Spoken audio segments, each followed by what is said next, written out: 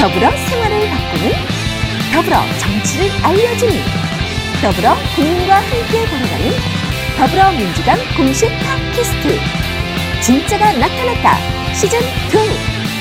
이제 국민생활 더블, 방울수도 더블로 집중하는 진짜가 시작됩니다. 네, 더불어민주당 공식 팟캐스트 진짜가 나타났다 13회 그 두 번째 시간 시작하겠습니다. 2부에서는 1부에서 예고해드린 대로 부산에서 고군분투하고 있는 전재수 후보하고 전화 연결을 먼저 한번 해보도록 하겠습니다. 전재수 후보님 나와 계십니까? 예, 안녕하십니까. 전재수입니다. 목소리가 상당히 밝으신데. 아직까지 선거운동 끝나려면 시간이 많이 남았습니다. 세 번 떨어진 사람의 목소리가 아닌 것 같습니다. 자, 지금 떨어지면은 이제 네 번째라. 예. 하루 24시간이 부족한 사람입니다. 목소리 아직 생생합니다. 아, 그렇습니까? 자, 오늘 여기 스튜디오에는요. 예. 손혜원 홍보위원장 나오셨고 또 정청래 전 최고위원 나오셨고 예. 진성준 의원 이렇게 세 분 나오셨습니다. 인사하시죠 일단. 예. 세 번째 분이 진성준 의원. 진성준. 예. 예. 제가 세 분 다 아는 분이네요. 네, 안녕하세요. 진성준입니다. 안녕하세요. 예, 전재수입니다. 너무 고생하시죠? 예, 열심히 하고 있습니다. 네, 트위터에서 고생하시고 그걸 안타까워가지고 지지자들이 막 트위터 날려주는 거 제가 보고 있습니다.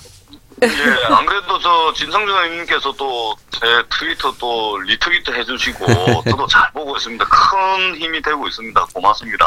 고맙습니다. 네, 예. 전재수 위원장님, 네. 전재수 위원장 출판 기념회에 유일하게 참석해서 축사를 한 정청래입니다. 잘 알고 있습니다. 언제였어요? 그렇지 않아도 저희 지역구에 계신 분들께서 참 시원하시구나. 텔레비 볼 때하고 똑같구나.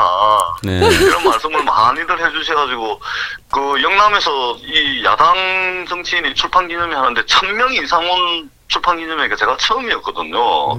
그 자리를 제일 빛내주셨던 분이 또 정청래 최고였고 그래서 정말 고맙게 생각하고 있습니다. 정말 고맙습니다. 개인적으로 만나면 네. 형님, 동생 이렇게 하지만 이것은 공식 팟캐스트이기 때문에 재수야 오늘 잘해라. 동생이에요? 아니 최고님 근데 네. 그 우리 더불어민주당 팟캐스트 프로그램 진짜가 나타났다 아닙니까? 네. 예. 근데 아니 어디 가서 진짜 찾다가 인자 진짜를 찾아 진짜는 여기 있는데 어디 가서 찾았을까? 역시 우리 전재수 위원장 네. 세요. 정말. 바로 들어오네. 훅 하고 들어오네. 아니 진짜 여기 있습니다. 부산에 부산 북구에 진짜 여기 있습니다. 너무 늦게 오셨어요. 제가 처음에 가서 뵌 게 언제죠? 제가 손혜원 위원장님은 네. 제가 직접 뵙지를 못하고 저하고 통화 이메일을 2번을 주고받았었고 저하고 통화를 2번을 했었죠. 그랬구나. 지난번에 갔을 때 못 뵀구나. 제 선거 슬로건 제 네 번째라. 뭐 해달라는데 제가 못 해드렸죠. 한 사람이라 슬로건 좀 지어주십사 하고서 이메일 보내드리고 했는데 지금까지 했어. 시간을 가고 있어요. 도대체. 약속해주세요. 이번에는 해주겠다고. 이거 지금 벌써 다 하셨을 텐데 뭐. 하여튼 선거 전에는 제가 반드시 내려갑니다 한번.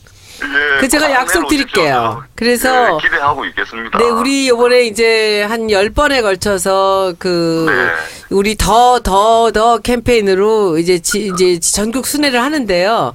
부산은 반드시 가야죠. 그때 가면 제가 1박 하고 한번 가서 뵙겠습니다. 네. 정말 좀 오시고요. 지금 중앙당이 제가 지금 지역구에 목을 매다 보니까 당이 어떻게 돌아가고 있는지는 모르겠는데 이게 부산에 대한 이게 우리 당의 이 전략 수립이라든지 뭐 당에서 부산에 대한 어떤 뭐 공약 지원이라든지 뭐 이런 부분들에 대해서 좀 각별히 기다리세요. 이번에는 아마 지금 해주십시오. 지난번하고는 달리 이번 총선에는 이 전략과 정책과 공약이 그리고 광고나 홍보가 아주 특별하게 진행될 겁니다. 걱정하지 마시고 기다리세요. 그 모든 것을 손혜원 위원장이 할 겁니다. 아니에요. 예, 많은 분들이 같이 하고 있습니다. 네.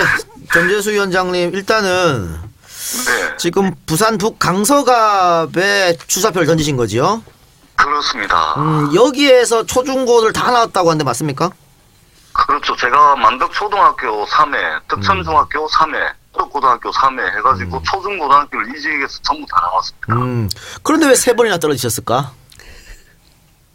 지난번에 왜 떨어졌냐고요? 3번이나 떨어지신 이유가 뭐예요? 예, 좋습니다. 일단 3번 떨어진 거는 일단 제가 부족해서 떨어진 거고요. 네. 네, 그런데 제가 가만 보니까 매번 떨어질 때 보니까 이제 부산의 야당 후보 중에 떨어진 사람들 중에 늘 그 득표율 1등을 하더라고요. 네, 그래서 제가 부족해서 떨어진 거긴 하지만 제 부족한 걸 조금 더 채우고 메운다면 네. 다음 선거는 이게 주민들의 열망들을 모아내가지고 우리 부산 특히 서부산 변방에 처져 있는 이 정체되고 있는 우리 북구를 좀 바꿀 수 있을 것 같다라는 가능성을 늘 매번 선거에서 봤습니다. 그래서 비록 제가 부족해서 떨어지긴 했지만 늘 메우고 채우고 그래서 또 다음번 선거를 준비하고 그래서 반드시 이 변화에 대한 열망들을 만들어내겠다. 낼 수 있다라는 가능성들을 늘 봐왔기 때문에 떨어지긴 했지만 지금 한국물 10년 받고 이제 네 번째 꿋꿋하게 아주 우직하게 이렇게 10년을 한계를 가고 있는 네. 겁니다. 이게 참 고무적인 게요. 네. 첫 번째 선거에서 32.8%를 얻었는데 그렇죠. 두 번째 38.5%, 그렇죠. 세 번째 47.6%. 오. 그렇죠. 가면 갈수록 득표율을 많이 얻고 계세요. 예, 그 다음에 우리 산수로 하면 그 다음 몇 프로입니다. 산수로 하면 6% 늘고 두 번째 9% 늘고 그러면 다음번 12% 느는 거 아닙니까? 네. 그래서 네, 지난 60%입니다. 60%. 근데 2008년 총선 때 보면 그때 사실은 뭐 야당이 전멸할 때 아니겠습니까? 완전 전멸할 때 전멸뿐만이 아니고요. 그때 소위 말해서 우리 참여정부에서 동고동락했고 또 뭐 저희들 함께 했던 분들 그 불출마 선언을 하고 또 탈당을 해가지고 무소속 출마를 하고 막 이런 뭐 엉망이었던 상황이었거든요. 예. 그럼에도 불구하고 저는 그때 당시 민주당 간판으로 다 뭐 불출마하고 뭐 탈당하고 난리가 나는 상황에서도 저는 민주당 간판으로 최다 득표를 했죠. 그때도 38.5%라 그래가지고 아마 민주당 낙선자들 중에서도 전국에서 두세 손가락 안에 그렇죠. 예. 들어갈 정도로 득표를 많이 했었죠. 그렇죠. 네, 그리고 2012년 선거에는 47.6%. 아, 정말 아깝게 문재인, 패했는데. 조경태 다음으로 제가 제일 많이 그러면 몇 표 득표를 차이로 떨어지신 거예요? 그때 한 3,000표 정도 차이입니다. 3,000표고 특히 만덕일동 같은 경우는 제가 65% 득표를 해요. 8개 동인데 1개 동 전체를 제가 민주당 간판으로 거의 뭐 몰표를 받았죠. 그런 동네도 있고 그렇습니다. 첫 번째 그러면 선거는 언제 도전하신 거예요? 2006년 저 지방선거인데 네. 2006년도 북구청장에 이제 출마를 했었어요. 네. 그때 네, 그때 제가 2005년도에 이제 청와대에 있으면서 저희들이 엄청난 공격을 받고 막 시달리고 있을 텐데 제가 아무리 봐도 이게 상식적으로 납득이 안 되더라고요. 그래서 좋다. 그러면은 직접 민심을 확인해야 되겠다. 그리고 이거 그렇지 않다는 것을 이 선거라는 공간을 통해서 한번 증명해 보여야 되겠다. 해가지고 그때 제 나이 36에 이제 그 청와대 사표 탁 던지고 네. 예, 고향인 부산으로 내려왔죠. 구청장 출마하러. 그때는 뭐 나가면 무조건 지는 건데 본인도 아마 알고 있었을 무조건 거예요. 지는 거죠. 그렇죠? 네.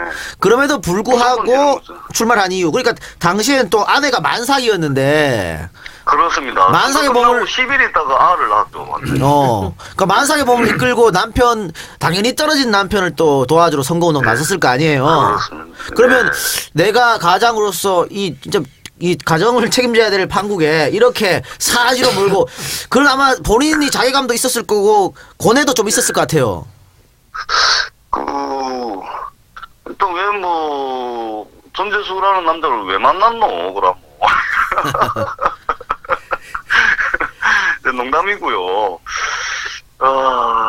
늘 이제 10년 동안 이게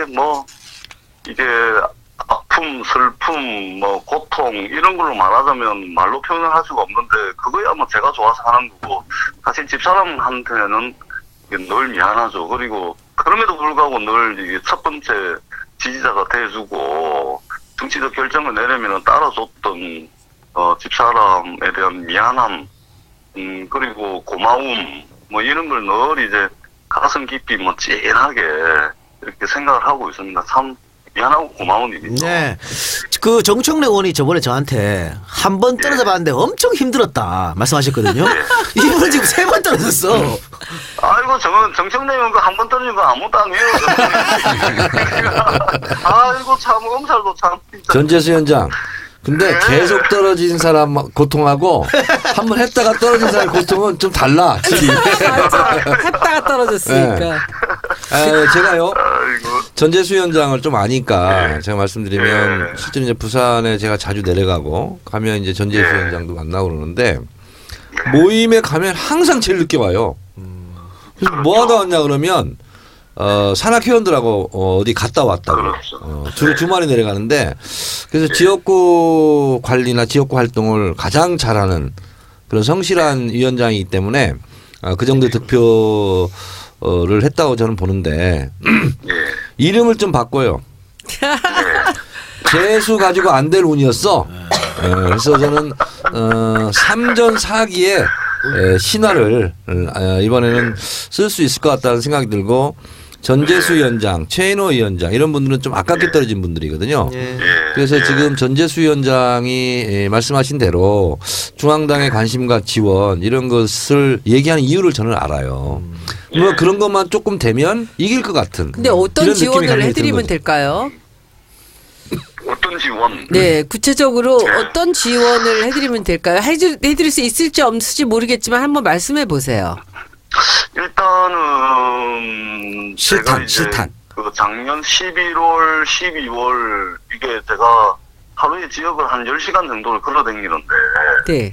이게 걷다가 가끔 어깨가 처지고 걷다가 힘들어가지고 담배 한 대 태우면서 한숨 나오고 이랬던 적이 한두 번이 아니에요. 그게 왜 그러냐면 이게 정말로 이게 운동화 달도로 지역구를 누벼놓고 다셔놓고 하면은 당에서 막 온갖 분란이 다 일어나가지고 다 허물어보고 네. 쌓아놓으면 중앙당에서 허물고 또 쌓아놓으면 또 허물어보고 이게 도대체가 이게 참 이게 절망적이더라고요.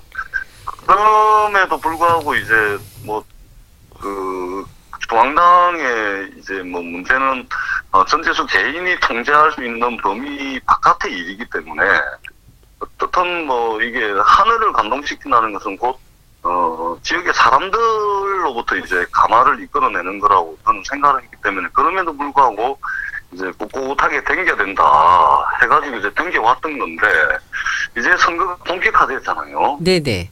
그리고 다행히 당도 이제 김종인 위원장 체제로 가면서 어떻든 더 이상의 분란은 없어야 되겠다라고 해가지고 이제 당이 좀 일사불란하게 네, 좀 안정을 움직이고 찾아가고 있는데 있습니다. 네네. 그렇습니다. 그래서 제가 좀 이제 부산에 좀 중앙당의 관심과 지원을 요구하는 부분은 일단 첫 번째는 네네. 전략 지역의 어떤 바람을 일으킬 수 있는 부산도 뭔가 좀 이게 될 만한 사람들이 좀 출마하는구나. 공천. 라고 이제 부산 시민들이 느낄 수 있을 정도로 이제 인적 라인업을 네네. 전략적 차원에서 좀 고민을 해주시고. 네네. 그다음에 두 번째는 신공항 문제부터 시작해가지고 부산에 이제 지난 20년간 새누리당에서 약속해가지고 이루어지지 않았던 해묵은 과제들이 굉장히 많거든요. 네네. 그래서 이 부분들에 대한 공약을 좀 디테일하게 다듬어가지고 20년 동안 이 양치기 소년처럼 거짓말만 일삼고 표 얻어먹고 입 싹 닦아버리고 했던 이러한 공약들을 우리 당이 정말 의지를 가지고 네. 해내겠다라는 이런 이제 공약 부분을 좀 관심을 가져주시고 네. 그 다음에 세 번째는 당의 조직 역량을 부산에 좀 각 지역구별로 좀 세분화시키고 해가지고 조직 역량을 우리 부산 지역에 좀 집중을 해주십사. 이거는 제가 무슨 말씀인지 잘 모르는데 이거 저기 진성준 의원님 얘기 좀 해주세요. 이게 뭐죠? 당의 조직 역량을 부산에 집중해 달라는 게? 중앙당에 이제 저기 이 전문 인력들 많지 않습니까? 당직자 파견. 물론 이제 가능해요, 그게? 당직자들 네. 당직자들이 이제 선거가 되면 이제 각 지역으로 이제 이제 파견도 보내고 네.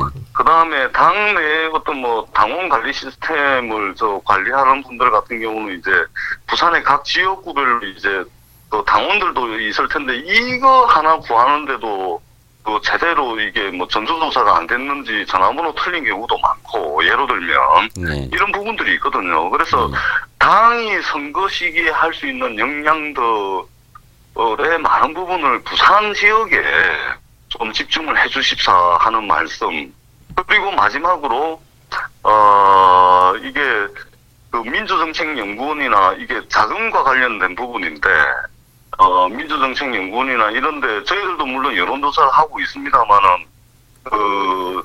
저희 지역 부산 지역에 그래도 격전지라고 이야기되어지는 지역에 대한 여론조사를 좀 정기적으로 좀 해가지고 저희들이 저희도 물론 하지만 여론조사는 많이 하면 많이 할수록 트렌드를 읽어내는데 용이하기 때문에 이런 부분들 좀 많이 해가지고 저희들한테 자료도 좀 넘겨주시고 이런 부분들을 좀 요구를 하고 싶습니다. 그러면은 그 지금 말씀하신 부분들을 조금 요약을 해갖고 저한테 그 메일을 보내주세요. 그러면 제가 그렇게 보고를 하겠습니다. 하겠습니다. 거기 그 조경태 의원님 계신 데는 어때요, 분위기가? 일단 여론조사상으로는 오히려 뭐 민주당 후보로 나갔을 때보다 득표를 많이 하는 걸로 이제 여론조사상으로는 그랬는데 네. 이제 같은 이제 서부 정권의 이런저런 이야기들을 많이 종합을 해보면 네. 새누리당 당원들한테 치이고 민주당 당원들한테 배척당하고 그래서 제가 볼 때는 좀 어려운 선거가 될 수도 있지 않을까. 네네네. 이런 이제 생각이 많이 들고 실제 지금 그쪽 분위기도 좀 그렇게 좀 흘러가는 것 같아요. 그러니까 새누리당 당원들한테는 이제 지난 12년 동안 이제 말하자면 정치적 맞수였는데 이제 포용하기가 힘든 거고. 네네. 그리고 민주당원들한테는 이 말이야 이렇게까지 하고서 이 경상도 사람들 정세에 맞지가 않죠. 단물 먹고 이제 저쪽에 12년을 하고 저쪽으로 또 가버리는 거니까. 네네네. 그래서 이쪽 저쪽으로 채워가지고 네. 이게 좀 선거가 좀 어려워지지 않을까. 이 부산의 새누리당 의원들도 그런 부분들을 역풍을 이제 연결하는 거거든요. 네. 근데 이게 이런 분위기가 있습니다. 네네.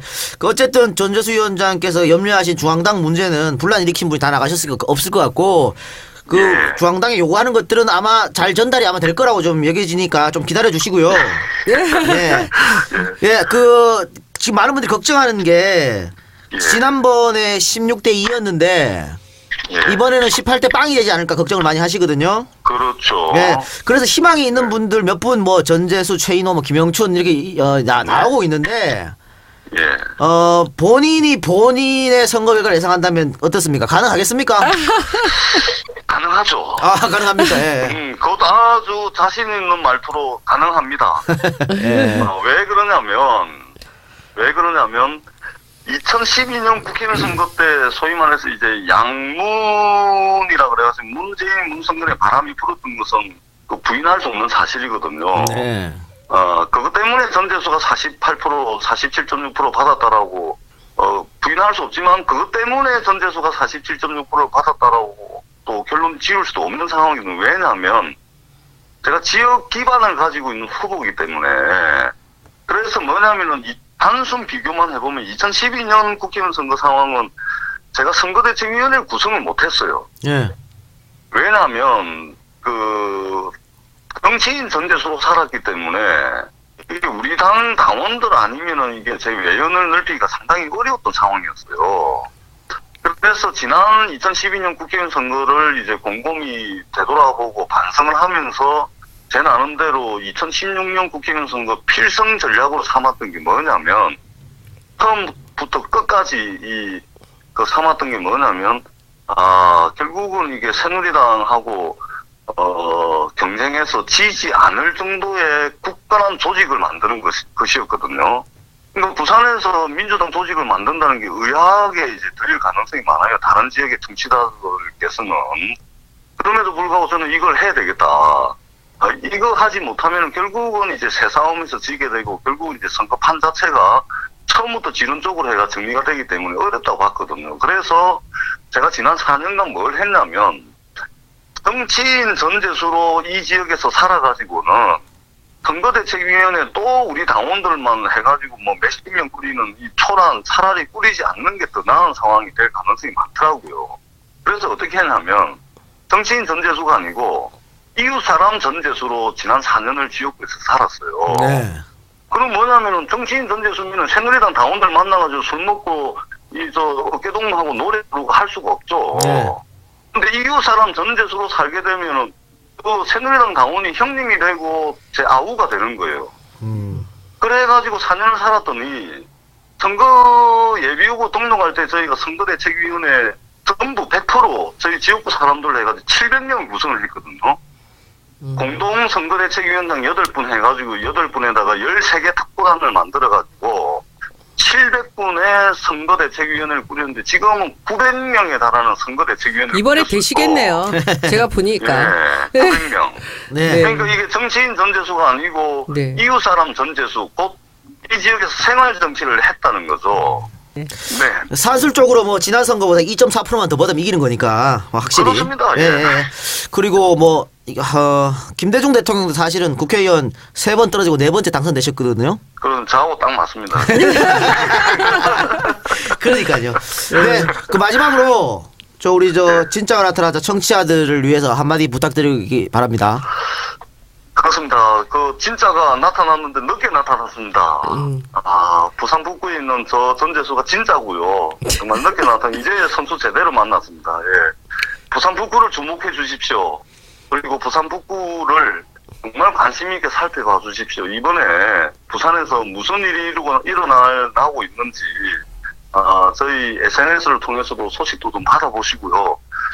이번 선거는 전재수가 잘나서 이기는 선거가 아닙니다.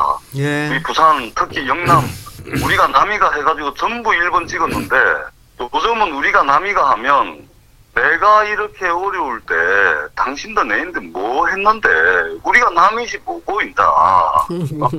이렇게 해가지고 민심의 임계점이 이미 지났습니다. 그리고 우리 북구 의회는 지난 지방선거에서 7명의 민주당 구의원들을 탄생시킨 새누리당은 6명입니다. 그래서 전국 영남 최초의 기초의회 여소야대를 만든 곳입니다. 네. 그 선거도 저 전재수가 지역위원장으로서 진두 시위를 해서 이제 만들어냈던 성과고, 그래서 이번 선거만큼은 우리 북구에 그야말로 이 분노가 네. 전재수에게 투표하는 것으로 이어질 겁니다. 저는 우리 북구 주민들의 열망, 그리고 이렇게까지 만든 이 우리 지역 정치권에 대한 새누리당에 대한 분노, 네. 이것들이 전재수 투표로 저는 바로 연결될 거라고 생각을 합니다. 그래서 이번 선거는 전재수 개인의 승리도 아니고 우리 북구 주민 모두의 승리로 만들 네. 것이고, 그리고 대한민국 정치혁명의 출발을 입고 서부산에서 신호탄을 쏘아 올리는 그런 선거가 될 것입니다. 반드시 승리하겠습니다. 관심을 가지고 네네. 좀 지켜봐 주시기를 간곡하게 당부 말씀드리도록 네. 하겠습니다. 연락 안 했으면 큰일 날 뻔했네요. 아니 그래 진짜가 이제 나타났다. 그리고 너무 적극적으로 하셔서 제가 뭐 무조건 접수했어요. 그래서 하여튼 오늘 너무 반갑습니다. 제가 가까운 시일 내에 한번 뵙겠습니다. 네, 그러니까 우리 고맙습니다. 진짜 나타 청취자를 한 50만 명쯤 된다고 보는데 이 중에 1%가 5천 명이잖아요. 부산에 그렇죠. 한 5천 명 사시겠지. 우리 진짜 나타났다. 선거 끝났네요. 선거 끝났습니다. 그래 전화해가지고 도와달라 하면 뭐 그죠? 예, 친척들을 통해서 진짜 나타 청취자들 많이 도와주시기 바라고. 저 한 가지 궁금한 게 있는데 네. 어쨌든 10년 동안 3번이나 떨어지셨고 예. 죄송한 얘기들만 그러면 정치 백수로 사셨는데 예. 그 경제생활은 어떻게 하셨습니까? 잘 물어보셨습니다, 정말. 힘들어 죽겠습니다. 일단 후원금 좀 보내보고 있어 일단. 네네. 알았습니다.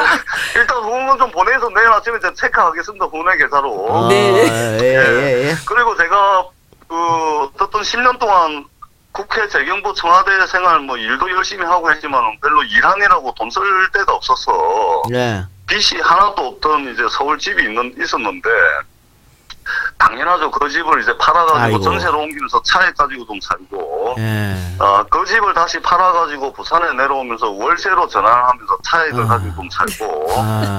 그 다음에 이제 제 집사람이 이제 영문 번역을 해요. 예. 번역이 이게 전문 번역이기 때문에 상당 꽤 이게 단가가 나갑니다. 예. 그렇게 해서 살고 저도 이제 여러 가지 뭐 비즈니스 한다고 뭐 이래저래 해가지고 크게 성공한 건 없지만은 이래저래 밥 벌어 먹고 살 정도는 그러나 경제적으로는 굉장히 어렵고 이게 힘든 과정들을 거쳐가지고 뭐 3번 떨어졌는데 뭐 이 정도 경제적 어려운 거는 뭐 사실은 뭐 비하면 될 건 아닌데 이렇게 사실은 좀 어렵게 이제 살아왔고 지금도 이제 사실은 구포 이동해서 현대 아파트에 이제 자신은 월세를 살고 있어요. 네. 그렇게 살고 있습니다. 예, 알겠습니다. 이거 예전에 오늘 우리 정청래 대표님하고 진성균 의원님하고 우리 손혜원 위원장님 저한테 후원금 바로 안 보내주시면 알아서 진짜. 예. 어쨌든 사모님한테 굉장히 미안하고 고맙고 하겠네요. 아이고 그렇습니다. 뭐 네. 근데 뭐 어쩌겠습니까? 뭐 전재수를 만나러 했습니까? 제가 선택한 것 때문에. 이번 기회에 음성 편지 한번 보내봐요. 네, 음성 편지. 예. 아내분한테 음성 편지 한번 보내보세요. 예, 12월 25일 크리스마스를 맞이해가지고 제가 SNS에서 그 선풍적인 인기를 누렸던 제 집사람 최혜진에게 보내는 편지글이 있었거든요. 네. 이제 언론에도 보도가 되고 했는데 어쨌든 사랑하는 혜진 씨, 이 못난 남편 만나서 정말 미안합니다. 그럼에도 불구하고 늘 저의 첫 번째 지지자가 되어주시고 또 아무도 모르는 이곳 부산으로 입양하자고 했을 때 흔쾌히 또 승낙해주고 받아주시고 그렇게 해서 이제 부산으로 내려왔는데 정말 고맙습니다. 그때 마음을 제가 잊지 않고 우리 딸 2명과 당신 혜진 씨가 이제 저에게 늘 하라고 이야기하는 그런 정치 부끄럽지 않은 남편으로서 또 부끄럽지 않은 아빠로서 당당하고 우리 이웃들에게 힘이 되는 정치, 이웃들에게 따뜻한 이웃이 되는 그런 정치를 해나가겠습니다. 혜진 씨 미안합니다. 사랑합니다. 그리고 고맙습니다. 그리고 사랑합니다. 네, 고맙습니다. 바쁘신데 위원장님 오늘 시간 내주셔서 고맙습니다. 진짜 바쁜데 시간 낸 겁니다. 전재수 화이팅! 네, 저도 화이팅. 고맙습니다. 네, 감사합니다. 네, 감사합니다. 고맙습니다. 네, 들으신 것처럼 전재수 부산 북 강석갑 위원장하고 전화 연결을 했습니다. 야, 지금 말이 10년이지 3번 떨어지고 참, 예. 근데 청와대에서까지 일했던 분이. 그러니까 그 사표를 던지고 하는데 쉬운 일이 아닌데 그래요. 인상이 좋고 네. 서글서글해요. 그래서 호감 가는 얼굴이죠. 이번에 되시겠는데요. 목소리 딱 들으니까 자신감이 느낌이, 넘치네요. 예, 예. 저 보좌관 시절부터 아는데 참 착실한 보좌관이었어요. 네. 18대 0은 있을 수가 없죠. 네. 그렇지 않습니까? 그렇죠. 네. 예, 여러분들의 많은 도움 부탁드리고요. 아니 뭐 전재수 후보뿐만이 아니고 모든 부산의 후보들을 우리 청취자분들께서 많이 지지해 주시기 바랍니다. 네, 전화 통화 연결은 거기까지만 하고 자 당내 현안 제가 궁금한 거 또 청취자들이 궁금할 거 제가 대신 여쭤보겠습니다. 많은 분들이 지금 영입 인사들의 거치 왜 빨리 결정을 해주지 않느냐 이렇게 당에 좀 불만을 쏟아내고 있고요. 또 어떤 분들은 영입 인사뿐만이 아니고 지금 당내 경선 일정이 어떻게 되느냐 빨리 그 총선 체제로 들어왔는데 여기서 후보들 결정해 줘야 뭐 누구한테 가서 지지하라 말을 하고 할 거 아니냐 이런 불만이 많거든요. 요게 이런 얘기 전반적으로 한번 대답을 좀 해주시기 바랍니다. 모든 것은 이제 퍼즐 맞추기처럼 다 연관되어 있거든요. 네. 그래서 선거구 획정이 안 됐기 때문에 지금 아무것도 못 하고 있는 상황이지만 속으로는 준비는 다 하고 있다. 이렇게 말씀드릴 수 있는데 23일 날 선거구가 확정이 되면 그때부터는 이제 안심번호를 위한 경선이 들어갑니다. 그래서 이미 선거구 획정이 끝났으면 벌써 경선을 하고 있을 그렇죠. 예. 그런 시기인데 그게 안 됐기 때문에 선관위에서는 선거구 획정이 되지 않은 상태에서 경선은 무효다. 이런 유권 해석을 내려서 각 당에 보냈기 때문에 네. 경선을 할 수 없는 상황이라는 걸 말씀드리고 그래서 23일 날 선거구 획정이 되면 그나마 빨리 서둘러서 안심번호를 이용한 경선이 가능할 텐데 만약에 23일이 되지 않으면 안심번호를 이용한 경선은 불가능할 것 같아요. 물리적으로. 그러면 그랬을 경우 우리가 지금 당이 정해놓은 거 있죠. 권리당원 30, 일반 국민 여론조사 70 이렇게 이제 하겠다라고 대략 가닥은 잡았는데 그렇게 되면 문제는 안심번호는 핸드폰으로 통화를 하는 건데 그게 안심번호가 안 되면 이제 뭐 집전화를 주로 이용하는 방법밖에 될 수가 없는 거죠 지금. 그래서 그런 것이 상당히 영향을 미칠 수 있죠. 그러면 경선하고 상관없이 전략공천을 할 수 있는 거 아닙니까? 전략공천은 네. 선거구가 획정이 돼야 예를 들면 분구되는데 뭐 결정이 돼야 전략공천이든 아니면 뭐 단수공천이든 뭐든 해야 되지 않습니까? 그게 안 됐기 때문에 247개입니까? 이것이 다 지금 유동적으로 선거구로서 지금 기능을 상실한 거죠 법적으로는. 지금 그렇기 때문에 진성준 의원님도 지금 국회라는 지역구 사무실을 개소를 못 하고 있는 것이죠. 예, 뭐 정식 개소식도 못 하고 있고 예비 후보로 등록도 못 하고 있는 거죠. 저희 강서구는 국회의원 의석이 하나 더 늘어나는 선거구입니다. 그래서 획수정을 새로 해야 되는데 이게 어떻게 선거구가 나뉘게 될지를 모르는 거예요. 지금 갑을만 있는데 갑을 병으로 나눠. 병으로 나눠집니다. 그럼 진성준 의원은 갑을병 중에서 어디로 예상이 돼요? 글쎄요, 그거는 좀 선거구가 실제로 나누어지는 것을 봐야만 해요. 지금 저는 을 지역위원장이었는데 네. 이 을 지역과 갑이 사실은 갑이 인구가 늘어난 거거든요. 을 지역은 28만 원에 딱 목에 닿아 있고 그런데 이거를 다 합쳐가지고 새롭게 이거를 그어야만 다음 선거 때도 늘리네 마네 하는 얘기가 안 나와요. 그래서 기존에 선거구 획정됐던 거를 다 흔들고 새로 해야 된다. 그래서 갑을병이 어떻게 붙을지 모른다. 그런데 23일 날 되겠어요? 지금 청와대에서는 다른 법 특히 뭐 노동법 파견법 이렇게 연관해 갖고 하라고 지금 이렇게 지시를 내렸는데 과연 되겠습니까 통과가? 뭐 그건 원내대표가 이제 알아서 협상을 하기 나름인데 어쨌든 23일 날 안 되면 매우 곤란한 상황이 앞으로 초래가 될 건데 참 새누리당이 대단한 게 보통 이런 상황이 되면 야당이 버팅기고 여당은 자꾸 이렇게 뭐 타협하자고 그러고 뭘 내줄 테니까 하자고 그러고 이렇게 되는데 지금 거꾸로 돼버렸어요. 네. 알겠습니다. 자 그러면 일부에서 얘기한 거 우리 칭찬합시다. 네. 칭찬합시다 코너를 진행하도록 하겠습니다. 정청래 의원님 누구를 칭찬하고 싶어서 본인이 적극 주장해서 이거 칭찬합시다 해야 된다고. 이 코너 만들어주셨죠. 꼭 네. 칭찬하고 싶다. 누구를 칭찬하고 싶습니까? 국회의원 의정 활동을 하다 보면 이분은 대중적으로 많이 알려져 있지 않지만 참 보석같이 반짝이는 분들 이런 분들이 있어요. 예. 동료 국회의원의 입장으로 보면. 예. 그래서 제가 그냥 제 트위터는 제가 마음대로 알아서 해도 되잖아요. 그래서 공주의 박수현 의원을 공개 칭찬을 했어요. 근데 이게 엄청난 반응을 불러일으켰어요. 그 두 번째는 박광원 의원을 제가 트위터로 했는데 오늘 좋은 사람만 하셨네. 네, 오늘 제가 진짜가 나타났다 정청래 공식 칭찬 1호, 1호. 국회의원은 경기도 용인 을 김민기 의원입니다. 김민기 의원은 전반기 때 정보위 바로 제 옆 짝꿍이었고 후반기는 안행이 또 제 옆 짝꿍이에요.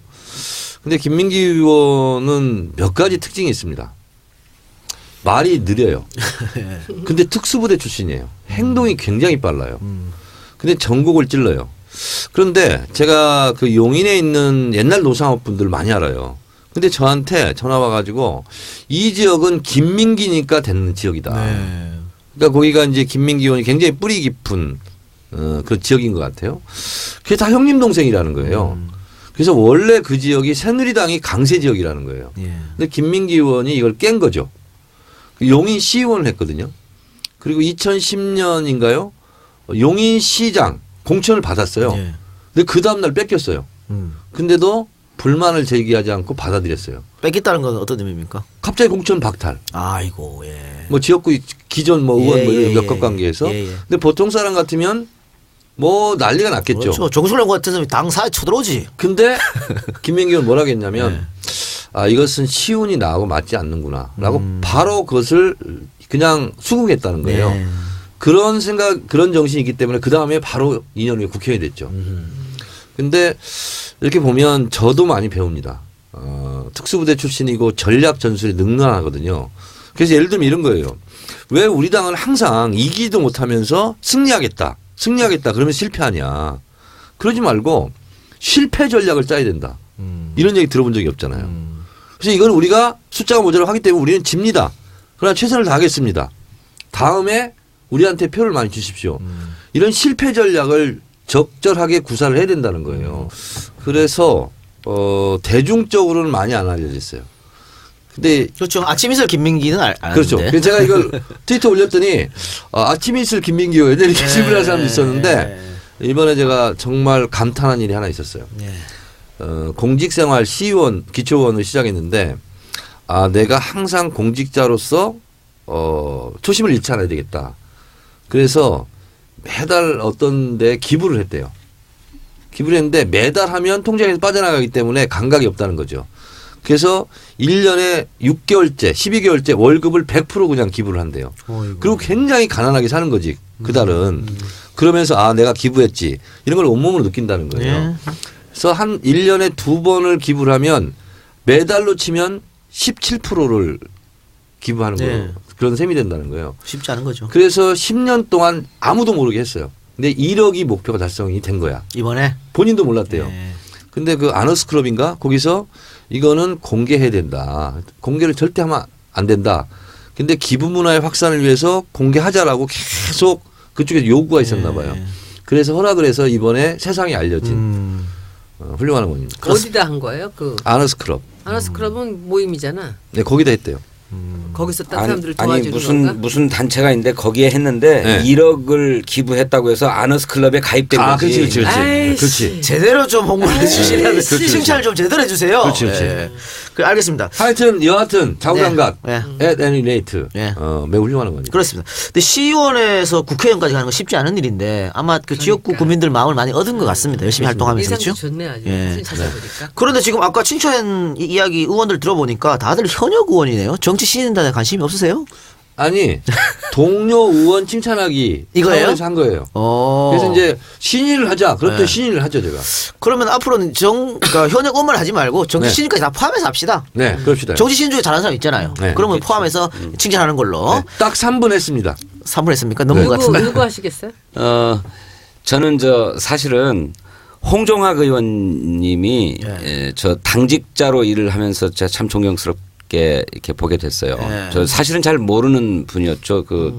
저 시민운동 단체 활동하시며 경실련에서 활동하셨잖아요. 그리고 경제학자시고 그 진보적인 경제학자셨는데 저는 그냥 경제학 식견이 높은 분이려니 뭐 이렇게만 생각하고 있었는데 이번에 제가 전략기획위원장을 할 때 홍종학 의원께서 디지털 소통 본부장을 하셨고 이번에 또 유임 되셨잖아요. 근데 이분이 이렇게 탁월한 디지털 소통 감각을 가지고 계실 줄 몰랐어요.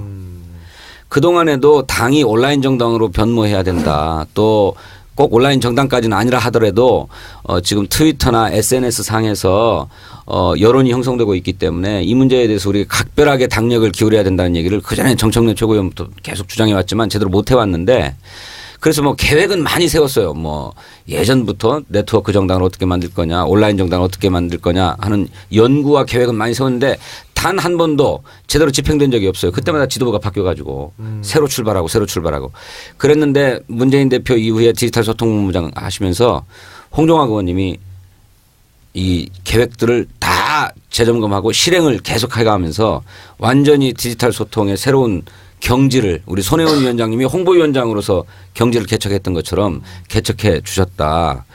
이만큼 그러니까 손혜원 위원장님과 버금가게 당에서 일을 많이 하는 본부가 없었어요. 그런데 디지털 소통본부를 확고하게 그렇게 해 주셨다고 해서 제가 당직 의원으로서 굉장히 존경하게 됐는데 그분은 그렇게 당무에 매진하다 보니까 아직 당신이 정치를 계속해야 될 지역구를 선정하지 못했습니다. 네.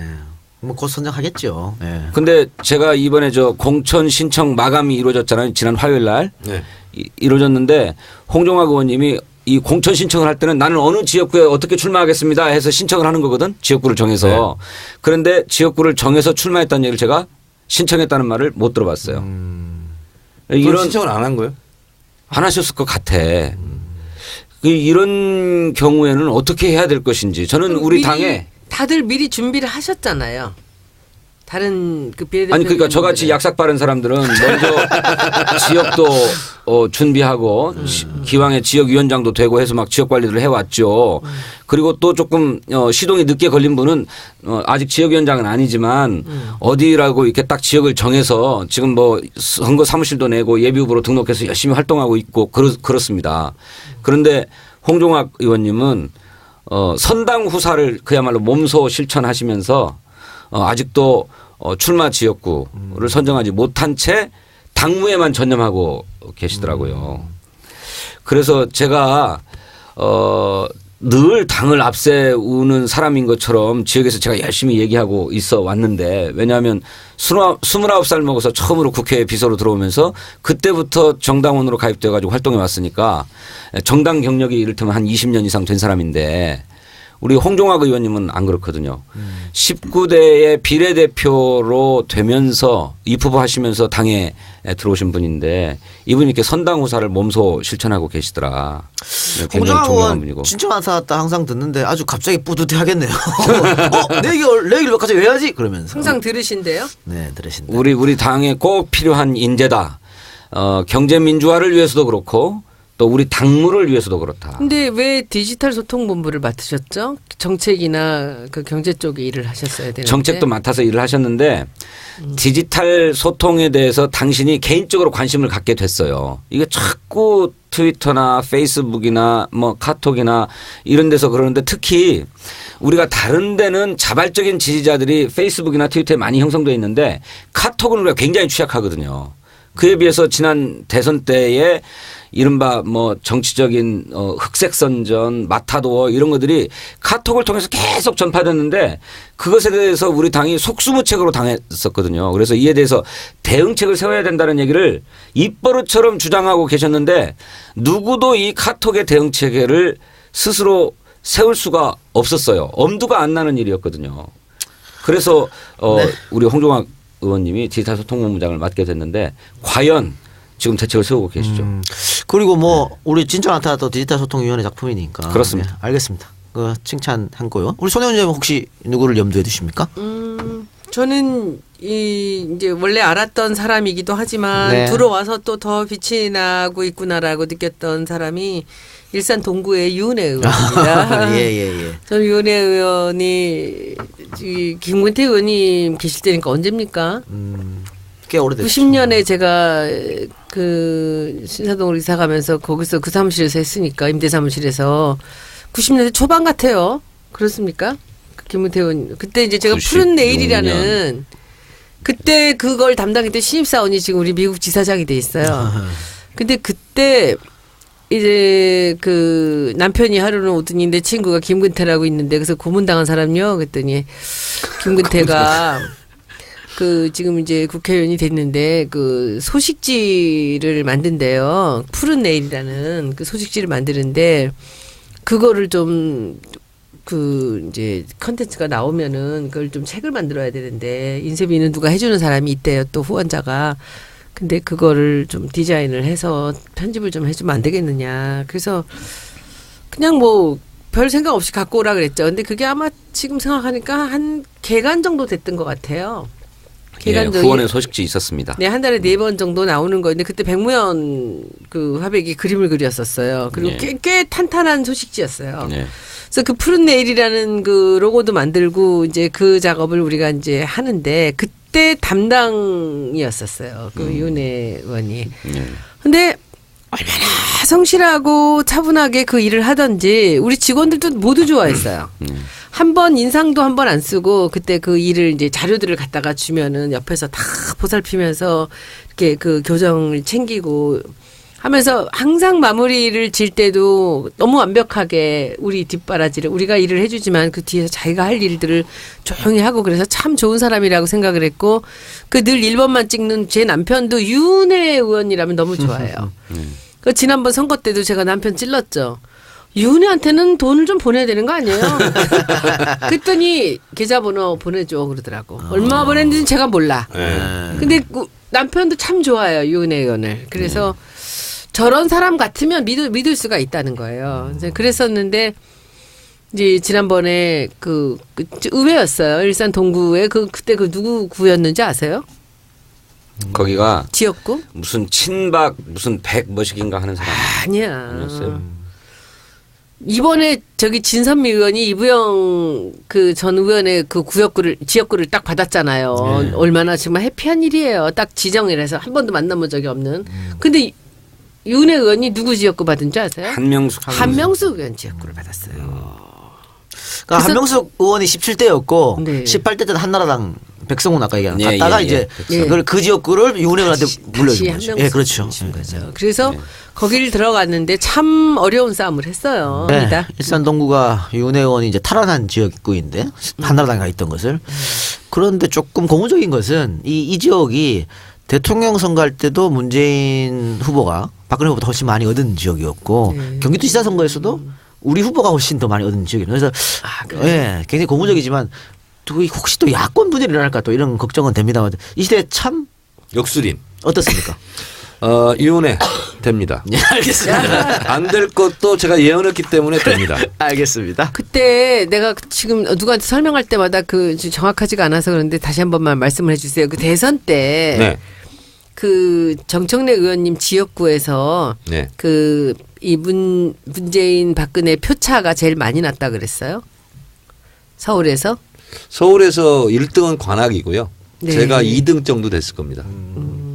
관악이 예, 누가 그러니까 했죠? 문재인 가나가 누가 한 게 중요한 게 아니고 네, 원래 야권이 강한 야권이 지역이었으니까. 그러니까 마포 을에서만 문재인 후보가 박근혜 후보를 21,282표 차를 이겼어요. 18,000이라 했더니 그게 아니구나. 2만 제가 18,500표 차를 이긴 거고 문재인 후보는 이제 투표율이 높았잖아요. 네. 같은 17% 차이기는 한데 근데 이제 투표율이 대선은 훨씬 높으니까 표차는 21,282표 차로 이겼죠. 그걸 다 기억을 하고 계시네요. 숫자에 참 강하신가 봐요. 예, 왜냐하면 항상 자랑을 해야 되니까. 아주 의외야. 그런데 네. 그 이번에는 그러니까 이제 총선 있고 대선 있고 이제 이번 총선을 만나잖아. 이번에는 어때요? 본인이 더 많은 표차를 얻을 것 같아요. 제 경우요? 네. 제 경우는 이럴 때는 전략적 발언을 해야 되는데요. 19대 보다는 좀 낫지 않을까 이런 생각을 합니다. 낫다. 더 좋다. 지읒이 아니라 시옷. 낫다. 낫다. 네. 그게 전략적 발언이에요? 공기- 나는 엄살 피우는 줄 알았어. 아니 돌아다니면 분위기라는 게 있잖아요. 이긴다 하면 져. 아니 이긴다는 게 아니라 낫다. 아니 시옷이래잖아요. 좀 낫다. 난 이긴다라고 안 하고. 알겠습니다. 그런 것 같아. 네. 알겠습니다. 자, 그럼 오늘 여러분들 그 세 분이 소개해준 김민기, 홍종학, 윤혜 의원 기억해 주시기 바라고 다음 주에는 뭐 현역은 아니어도 정치 신인이어도 그러면 이렇게 네. 하자고. 나는 김민기 의원을 칭찬했어. 네. 홍종학. 그다음에 유은혜. 네. 그래서 만약에 칭찬하는 의원이 떨어지면 네. 책임까지 지는 걸로. 아니 책임 어떻게 져? 홍종학 의원이 아직 선거구도 못 정하고 있다니까. 그게 잘 골라서 해. 알겠습니다. 그리고 칭찬 효과가 나타나야 되잖아. 이분들 말고라도 언론에 조금 조명을 덜 받는 분, 조금 덜 유명하신 분, 뭔가 억울한 일이 있으신 분, 그러나 괜찮은 분. 그런 분들 많이 소개해 해드리고 하고요. 다음 주에는 이렇게 방송 들어봤냐고 이게 반응을 또 소개시켜주는 네. 괜찮지 않습니까? 네. 김민기 의원 마지막에 들어봤어 이러면서 그 반응을 또 소개시켜주는 그렇게 하면서 소통하는 시간을 갖도록 하겠습니다. 세 분 마지막으로 한마디씩만 하고 오늘 방송 끝내도록 하겠습니다. 자, 어디 진성이 좀 할까요? 이렇게 돌아갑시다. 진성이 형님 오늘 방송 어땠습니까?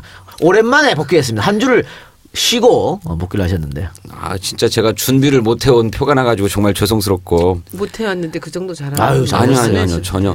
사드만큼은 제가 전공 분야인데 제가 국방위원이니까 사드에 대해서는 평소에 실력으로 해야지 하고 왔는데 다 까먹어가지고 하나도 안 나오는 것 같아. 예, 그 도대체 언제까지 이 진짜가 나타났다를 제가 할 수 있을지 모르겠지만 제 심정에서는 이렇게 준비 없이 방송에 임하느니 잘 하실 수 있는 분이 오셔서 했으면 좋겠다. 가령 보니까 안 돼. 비례대표로 출마하실 분이라든지 이런 분들이 오시면 훨씬 그 사람 더 어떻게 알아 지금? 훨씬 더 하실 수 있을 거고. 왜 영입 인사 중에 그런 거 이렇게 하신 분 없나요? 없어요. 뭐 이렇게 해서 하시면 좋겠다 이런 생각이 들고 저는 그래도 좌지간 지역에서 열심히 뛰어야 하지 않은가 이런 밤은 생각도 뭐 하고요. 밤은 기니까. 그럼요. 네. 근데 아까 사드 하시는데요. 옆에서 내가 딱 봤는데 사드 이러시더라고요. 번데기 발음이에요? 깜짝 놀랐어요. 그 TH잖아. 사드.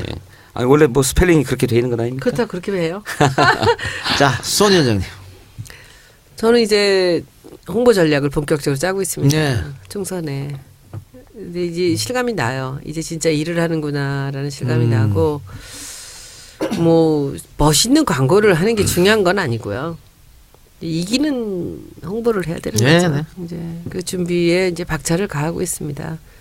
요즘에는 풀타임으로 6시 반까지 늘 이제 있어요. 사무실에. 일같이 이제 일을 시작하고 있습니다. 많이 기대해 주시면 제가 아마 이제서야 뭘 보여드릴 수 있을 것 같습니다. 여태까지는 이제 워밍업이었고요. 앞으로 더더욱 바빠지시기 바랍니다. 네. 정철 의원님. 오늘 방송이요. 저도 참 준비를 잘 못 해온 것 같아요. 겸손이야. 방송을 하다 보니까 제가 많은 자질이 부족하구나. 그리고 선거가 가까우지가 왜 이러니? 오글거린다. 오글거려. 그리고요. 그동안 제가 너무 아는 것 없이 너무 떠들었다. 이런 너무 자만하지 않았나 이런 생각이 들어서 저 지역구에도 전념해야 되고 다른 분이 이 자리에 오셔서 진행했으면 좋겠고요. 그리고 다른 영입 인사 혹시 뭐 제자리 하실 분들 없습니까? 근데 저는 좀 물러가야 될 것 귀여운 같습니다. 데가 있어. 네. 아유 저래서 마포 사람들이 좋아하나 봐. 네. 하여튼 그동안 감사했고 죄송했습니다. 예, 빨리 줄 알겠습니다. 알고. 고맙습니다. 오늘 방송 끝까지 들어주신 분 대단히 감사드리고요. 다시 한번 말씀드립니다만은 뭐 오늘 통화했었던 전재수 위원장을 비롯해서 부산이 많이 힘드니까 여러분들이 더더욱 좀 힘을 좀 보태주시기 바랍니다. 그리고 우리 진짜가 나타났다에도 더더욱 성원 많이 부탁드립니다. 제가 혹시 못 나와도 좀 이해를 해주시고 네. 손혜원 홍보위원장님 우리 당을 잘 부탁합니다. 지난주에 충격을 많이 받았어요. 바대하고 말고. 많이 받았어. 많이 받아서 몇 시간 만에 저한테 전화 와서 한숨을 쉬더라고. 그래서 이 작가 나 다음 주에 이 시대에 참 반성인으로 태어나야겠어 이렇게 말하고 오늘 바로 사과를 했으니까. 네. 네. 태도가 바뀌지 않았습니까? 바뀌었습니다. 네. 바뀌었죠. 하여튼 앞으로 잘하겠습니다. 네. 네. 삼더이즘 더 낮게 더 겸손하게 그러나 더 열심히 활동하겠습니다. 참 특이한 사람이야. 양두구육이라고. 감사합니다. 다음 주에 뵙겠습니다.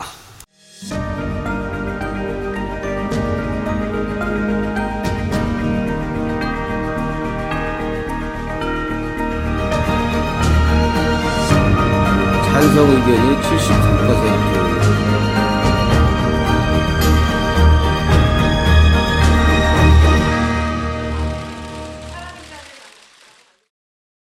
우리 당의 당명을 새로 만드는데 많은 국민들께서 참여해 주셨습니다. 참여해 주신 모든 분들께 깊이 감사드립니다. 더불어민주당은 서민의 당입니다. 중산층의 삶을 책임질 유일한 정당입니다. 2016년 국민과 더불어 국민이 승리하는 한 해를 만들겠습니다. 국민 여러분, 우리 더불어민주당과 함께 해주시겠습니까? 네, 더불어 함께 하겠습니다. 저는 아이를 키우는 전업주부인데 국공립시설에 보내기가 진짜 힘드네요. 전업주부에게도 기회를 주려면 좋은 시설에 아이를 보낼 수 있는 그런 기회가 많았으면 좋겠습니다. 저와 더불어 함께 하실 거죠? 대한민국 어머님들과 더불어 함께 하겠습니다. 대한민국 재벌들은 자신들의 곳간만 채울 뿐 우리 청년들의 일자리는 만들어내지 않고 있습니다. 재벌 개혁 제대로 해내서 청년 일자리 만들어내고 서민들의 삶이 더 행복해질 수 있도록 해내겠습니다. 노동자 여러분들도 더불어민주당과 함께 해주시지 않으시겠습니까? 더불어 하신다는 그 약속 꼭 지켜주시기 바랍니다. 박근혜 정부는 노동자의 희생만을 강요하는 노동학법을 추진하고 있습니다. 박근혜 정부의 노동학법 노동자와 더불어 막아주시겠습니까? 그래야겠죠. 진정한 노동개혁을 노동자와 더불어 만들어내겠습니다. 아버지 일자리 뺏어서 자식들에게 일자리 만들어준다는 게 말이 됩니까? 저희 더불어민주당에서는 바로 청년들과 함께 안정된 사회, 행복한 나라를 만들어 가겠습니다. 청년 여러분, 저희 더불어민주당과 더불어 함께 해 주실 거지요? 저도 더불어 하겠습니다. 좋은 정책 만들어 주시기 바랍니다. 모든 것을 포기해야 하는 청년 세대, 이를 위해서 우리들은 과연 어떻게 해야 될까요? 청년을 위한 대변, 청년을 위한 정책을 만들어야 합니다. 더불어민주당이 청년들을 위한 청년의 대변자가 되어줄 수 있으시겠습니까? 더불어민주당이 청년들과 더불어 반드시 해내겠습니다. 정부 여당의 무책임한 방치로 노인 어르신들의 생활은 하루하루 다르게 힘들어져 가고 있습니다. 우리 더불어민주당이 노인 문제 해결을 위해서 진심을 다해 발벗고 나서겠습니다. 어르신들, 저희들과 더불어 해주십시오. 노인들과 더불어 한다는 약속을 꼭 지켜주시기 바랍니다. 이번 4.13 국회의원 선거 때는 우리 노인들과 사회적 약자들을 잘 돌보고 정말 약속을 잘 지키는 그런 사람에게 투표해야 되겠습니다. 사회적 약자와 항상 더불어 함께 하겠습니다. 최소한의 생계를 유지하기가 힘들어 자살하는 국민의 기사를 접할 때마다 책임을 통감하고 있습니다. 국가의 보호가 필요한 국민들과 항상 더불어 하겠습니다. 저희와 더불어 해 주시겠습니까? 저희와 같은 장애인들이 안전하게 살아갈 수 있는 나라를 위해 꼭 더불어 해주세요. 대한민국의 안전과 더불어 세월호에 탑승했던 꽃다운 학생들이 어른들의 탐욕과 정부의 무책임함으로 목숨을 잃었습니다. 국민들의 안전보다 기업의 이익이 우선인 나라에서는 국민이 안전하게 살아갈 수 없습니다. 온 국민이 안전하게 살아갈 수 있는 나라를 만들기 위해 국민과 더불어 해주세요. 더불어민주당 안전한 대한민국 반드시 만들겠습니다. 민족과 더불어민주당 소녀상의 눈물을 닦겠습니다. 위안부 협정 원천 무효화 투쟁에 앞장서겠습니다. 국민 여러분, 더불어 함께해 주시겠습니까? 우리 정부는 두 번, 세 번 죽입니다. 두 번 다시 우리 후손들에게 배격하지 않을 대로 이런 일이 없도록 하기 위해서는 전혀 결사적으로 싸울 겁니다. 저도 잘못된 한일 협정을 바로잡고 제대로 된 역사 정의를 확립하기 위해 더불어 하겠습니다. 저는 우리 더불어민주당이 어린이들과 청소년들의 꿈과 행복을 찾아주고 국민 여러분께 안전을 확보해드리고 사회 정의를 제대로 확립하는 강한 정당, 유능한 수권 정당이 될 수 있도록 더불어 하겠습니다. 여러분도 우리 더불어민주당과 함께 해주십시오. 노동자와 더불어! 여성과 더불어! 어르신과 더불어! 청년과 더불어! 소녀상의 눈물과 더불어! 대한민국 국민의 안전과 더불어! 서민과 더불어! 국민과 더불어민주당이 대한민국을 바꾸겠습니다.